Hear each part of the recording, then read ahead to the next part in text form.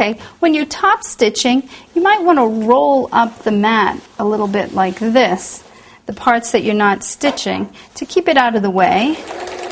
And then you just need to follow along and top stitch around all the pockets and all our zippers and buttons.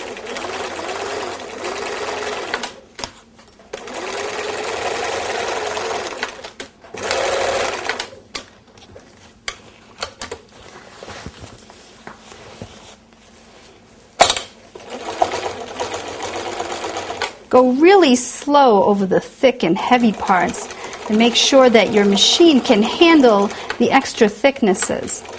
And if you come to a really heavy part, you might want to roll your flywheel and stitch that one stitch at a time.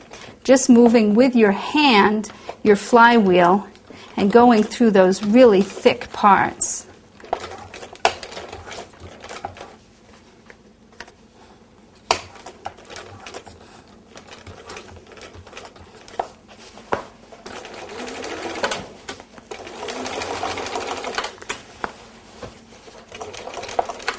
If you come to something like a hard button or a zipper or even a belt loop, go right up to it, back up a little bit to knot, and then just hop right over it and continue on.